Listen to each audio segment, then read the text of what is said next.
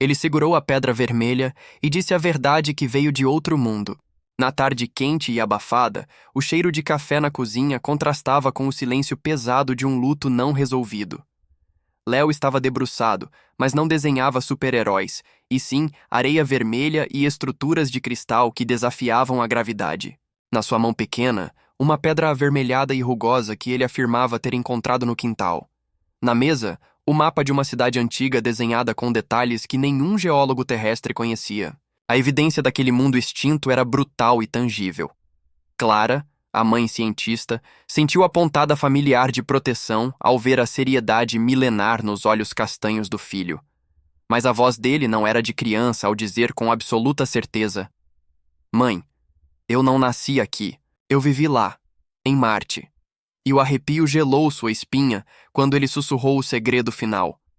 Eu vi a luz se apagar. Foi a coordenada orbital complexa, o nome codificado último dia de Hestia, que ele ditou em seguida, que rasgou a armadura de sua racionalidade e a forçou a buscar a primeira prova no dia seguinte. O mundo de Clara era o dos espectrômetros, dos cálculos exatos e da física que rege o cosmos. Como astrofísica, ela confiava naquilo que podia ser medido, replicado e provado. As grandes questões do universo, para ela, tinham respostas em equações, não em especulações da alma. Em seu apartamento em São Paulo, onde a luz da tarde entrava com dificuldade, Clara tentava manter o microcosmo da casa tão ordenado quanto as órbitas que estudava. Sua vida era uma luta constante para manter a rigidez da razão contra o caos sutil que a maternidade e uma perda recente haviam imposto. Em uma tarde quente e abafada, típica do verão que parecia se arrastar, Léo, seu filho de 7 anos, estava debruçado sobre a mesa da cozinha. A cena parecia comum a princípio, mas Léo não desenhava os foguetes ou os super-heróis voadores que as outras crianças adoravam. Seus lápis de cor exploravam paisagens que pareciam feitas de areia vermelha e estruturas complexas, quase impossíveis, de cristal que desafiavam a lógica de qualquer engenheiro.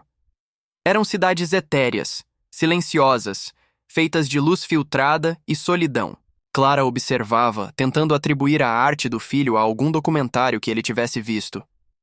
Mas o incidente incitante veio com a simplicidade brutal e desarmante da verdade dita por uma criança, rasgando o véu da normalidade. Léo segurava um objeto em sua mão, uma pedra pequena, avermelhada e rugosa, que ele afirmava ter encontrado no quintal, enterrada sob a roseira. Ele olhou para Clara, e seus olhos não carregavam o fascínio infantil da descoberta, mas uma seriedade milenar, um peso de tempo que não lhe pertencia.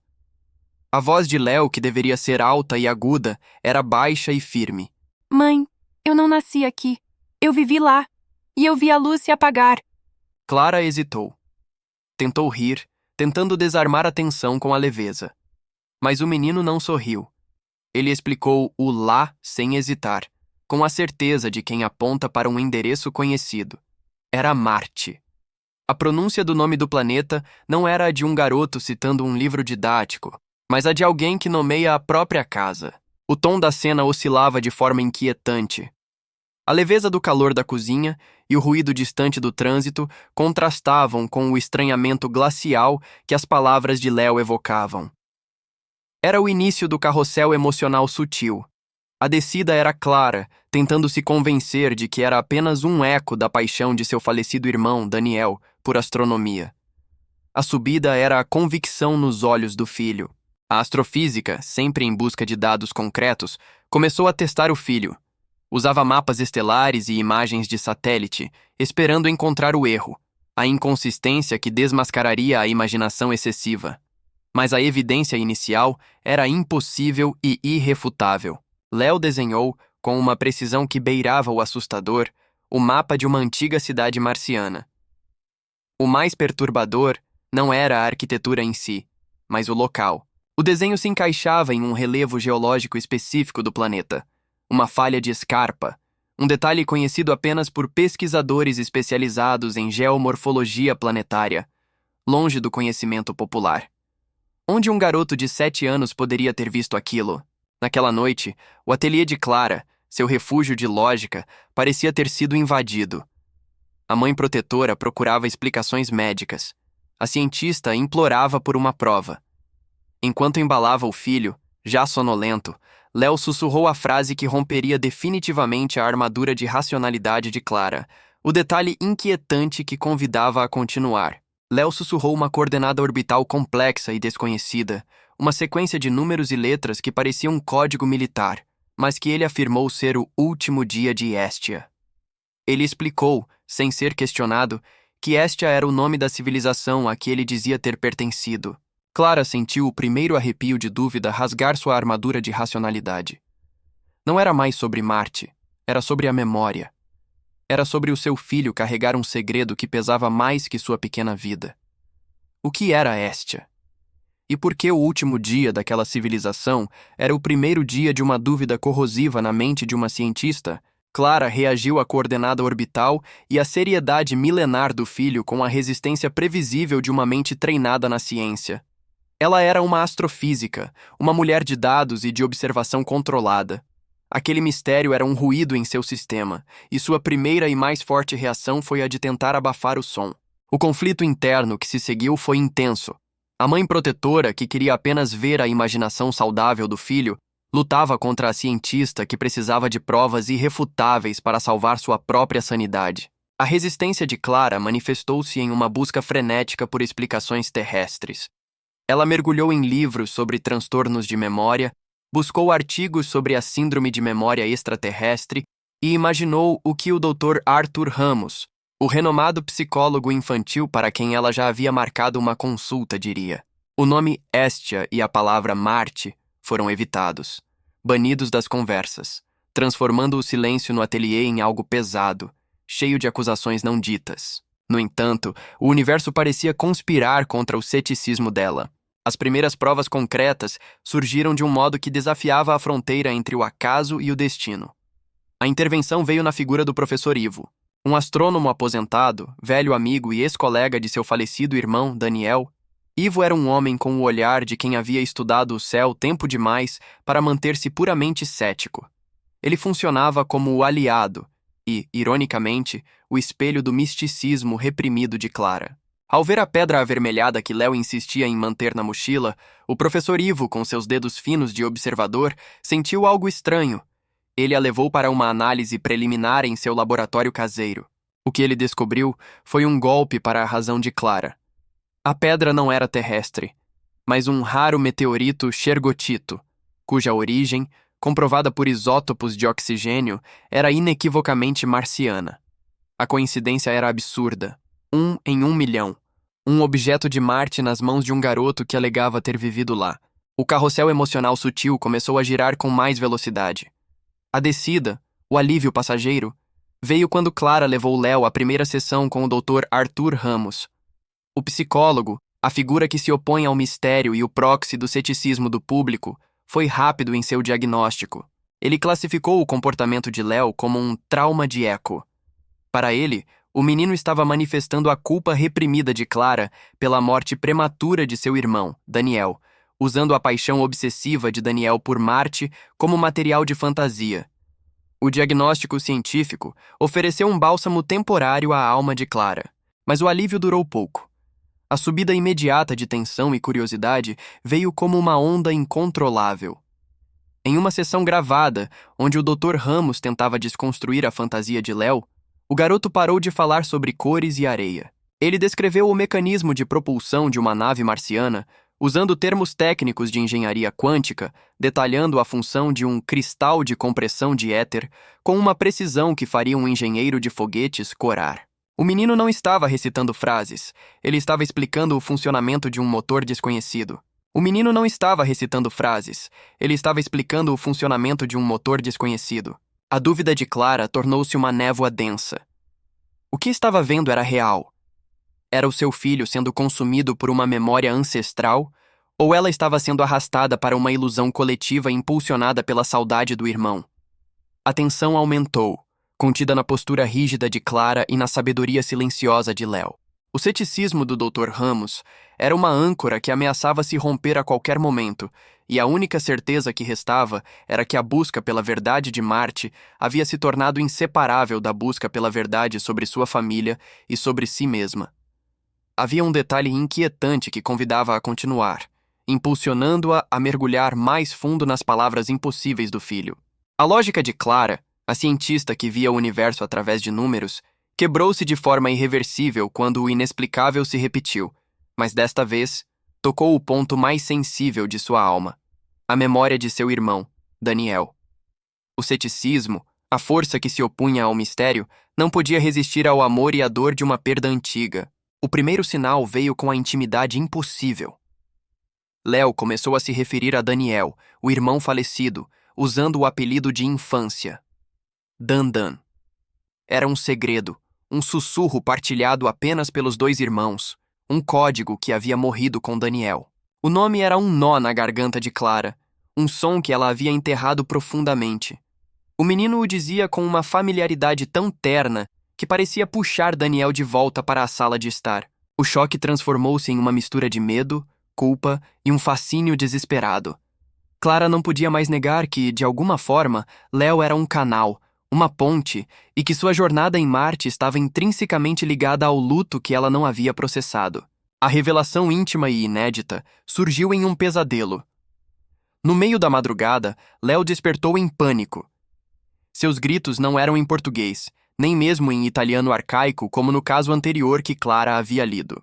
Era uma língua gutural, seca, um som de pedra e areia que ela instintivamente soube ser a língua da extinta Hestia. No clímax da crise, ele gritou uma única frase em português, as últimas palavras que Daniel havia escrito em seu diário de expedição no Atacama, uma anotação que Clara jamais havia mostrado ao filho. O fogo não extingue a água, apenas a transforma em vapor. A memória é a água. Clara cambaleou. Aquelas palavras eram a confissão final de seu irmão sobre a continuidade da consciência. A emoção tornou-se um turbilhão. O carrossel emocional atingiu seu ponto mais alto. A subida era a esperança assustadora de que Léo fosse a chave, o elo perdido para entender a morte de Daniel. A descida era o desespero de que seu filho estivesse sendo consumido por uma memória ancestral. A sensação de que ele era apenas o eco de uma história que não podia ser dele. O evento visual marcante que transformou a dúvida racional em busca emocional veio com o professor Ivo. Ele encontrou, por acaso, em meio aos antigos papéis de Daniel, uma anotação rabiscada. Era um desenho. O mesmo padrão geométrico complexo que Léo usava em seus desenhos marcianos. O desenho de Daniel confirmava a arquitetura de Hestia. Mais importante, a anotação ligava a coordenada orbital de Hestia a um ponto geográfico específico no deserto do Atacama, o local da expedição final de Daniel, onde ele havia morrido em um acidente inexplicável. O irmão, o cético que se tornou buscador, havia encontrado o ponto na Terra que espelhava o ponto de sua fixação cósmica. A dúvida racional de Clara, impulsionada pelo contraste entre fé e razão, transformou-se em uma busca emocional dolorosa. Não importava mais se a civilização de Marte existiu. O que importava era que a memória do filho a estava levando para o último segredo de seu irmão. O inexplicável havia se tornado a única verdade possível. Clara, a astrofísica, tomou a decisão que desafiava toda a sua vida profissional. Ela iria para o Atacama. A coordenada de Hestia não era mais uma informação, era um destino. A busca pela verdade do universo havia se tornado a busca pela redenção do amor fraterno, o detalhe inquietante que a forçava a entrar no vazio do deserto. A viagem ao deserto do Atacama não foi uma jornada turística. Foi uma peregrinação forçada, a tentativa desesperada de Clara de encontrar um ponto final no caos que o filho havia introduzido em sua vida. A cena sensorial e simbólica era o espelho perfeito do mistério. O Atacama, com sua aridez implacável, seu solo avermelhado e suas vastas extensões que pareciam não pertencer à Terra, era o reflexo silencioso de Marte. Eles chegaram à exata coordenada de Hestia, sob um céu noturno desértico. A escuridão era de uma pureza e silêncio sem igual, tão profunda que as estrelas pareciam cair sobre a cabeça, como se não houvesse atmosfera para segurá-las. O ar, frio e cortante, cheirava a salitre e tempo geológico, a algo anterior à própria humanidade. Clara, o professor Ivo, e Léo estavam ali, no ponto onde a busca de um astrônomo falecido se encontrava com a memória de um planeta extinto. A pessoa no centro da experiência sentiu um frio que não vinha apenas do ar. Léo saiu do carro, segurando firmemente a pedra avermelhada, o símbolo central que havia guiado toda a jornada. Ele não correu ou brincou. Ele apenas parou, e a quietude que o envolveu era a de um monumento. O confronto final e emocional começou. Léo não mais falava com o tom de uma criança, nem com a seriedade de um adulto. Sua voz, quando quebrou o silêncio do deserto, era serena, etérea, como o som de água caindo em um abismo. Ele falava como uma alma antiga, mas não uma alma cansada, uma alma em repouso. As emoções de Clara chegaram ao ápice. O medo, que ela tentava disfarçar com a racionalidade, confrontou-se com o fascínio puro. Ela ajoelhou-se diante do filho, as lágrimas congelando rapidamente no ar frio. Léo descreveu o fim da civilização marciana, o segredo inquestionável que o mestre Da Vinci havia escondido antes em um pergaminho, mas que agora era revelado na imensidão vermelha. Não houve cataclismo violento. Não houve guerra desesperada por recursos. O que houve em Hestia foi uma aceitação profunda, uma compreensão coletiva de que a vida, naquele corpo planetário e naqueles corpos físicos de cristal, havia chegado ao fim de seu ciclo evolutivo. Eles não lutaram contra o inevitável. Eles o abraçaram. Não havia mais o que aprender ali, disse Léo, seus olhos refletindo as estrelas. A luz não se apagou. Ela se transformou. O erro não é morrer, Clara. O erro é se prender ao que já se foi. A catarse atingiu Clara com a força de um evento cósmico. Léo, o garoto, usou a memória de Marte para confrontar a dor de sua mãe pela perda do irmão. O seu Daniel sabia disso, continuou a voz serena. Ele viu a mesma coisa que eu vi aqui neste lugar. Ele entendeu que a essência de Hestia não era feita de tijolos e cristal, mas de consciência. E ele escreveu, Clara, a memória é a água. Ele sabia que a consciência dele, como a nossa, apenas se transformaria em vapor e voltaria a se condensar em outro lugar, em outro tempo. O confronto entre a fé e a razão se resolveu na aceitação de uma verdade humana universal. O medo de Clara pela doença ou pela perda do filho, o medo, se transformou na aceitação, a fé, de que a consciência de seu irmão havia apenas se transformado e não se perdido para sempre no vazio. Sua culpa por não ter entendido Daniel em vida dissolveu-se na compreensão de que ele havia partido em paz, tendo encontrado uma resposta que transcendia a ciência. O momento de maior tensão emocional terminou em um silêncio profundo, de alívio agridoce. Léo fechou os olhos e o silêncio do deserto parecia absorver a voz antiga, devolvendo-lhe o corpo de uma criança sonolenta. A verdade havia sido confrontada e aceita. Apenas o som do vento cortante sobre a areia vermelha restava, preparando a cena para a resolução da jornada. Clara abraçou seu filho, a pedra avermelhada entre eles, entendendo que a maior lição que Léo havia trazido de Marte era a forma mais nobre de sobreviver: a aceitação do ciclo. O regresso a São Paulo não foi um retorno à rotina, mas a uma nova forma de normalidade, uma paz inabalável que substituía a tensão da busca. A resolução do conflito não veio na forma de uma prova de laboratório para o professor Ivo, nem de uma manchete bombástica para o mundo. Veio no silêncio da aceitação. Léo estava novamente apenas Léo, o menino silencioso que gostava de desenhar e correr pelo quintal. A voz etérea, a sabedoria ancestral e o peso de Hestia esvaíram-se. Não se apagaram por completo, mas repousavam agora como uma brasa adormecida, deixando apenas um brilho de sabedoria nos seus olhos, a prova de que ele era uma alma que se lembrava de um ciclo completo. O Dr. Arthur Ramos, a figura que se opunha ao mistério, o cético que havia oferecido a certeza da ciência, foi silenciado. Não por evidências científicas que provassem a reencarnação ou a vida extraterrestre. Foi silenciado pela transformação visível em Clara. A cientista fria, antes consumida pela culpa e pela rigidez, havia encontrado uma ternura, uma vulnerabilidade e uma paz que a ciência nunca lhe oferecera. Ele viu uma mãe que havia aceitado o mistério do filho e, ao fazê-lo, havia libertado a si mesma.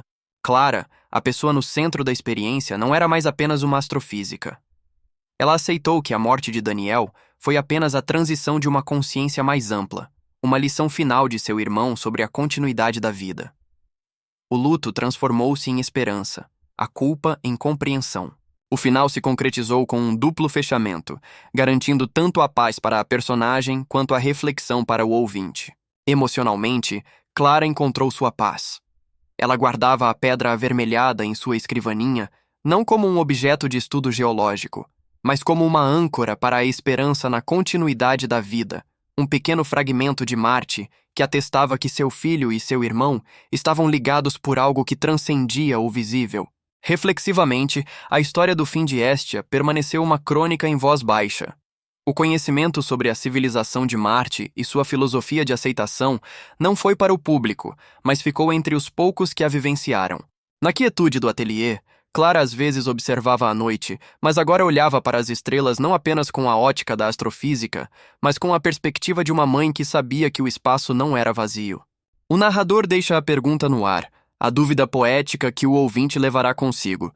Afinal, o que a memória de um planeta extinto nos ensina sobre a nossa própria civilização? Seremos nós capazes de aceitar o fim com a mesma dignidade, ou o medo nos fará esquecer que, no universo, nada se perde, tudo apenas retorna? Talvez a verdade mais importante que a humanidade precisa ouvir não venha dos telescópios, mas do sussurro silencioso de um menino que se lembra de um lar que nunca existiu.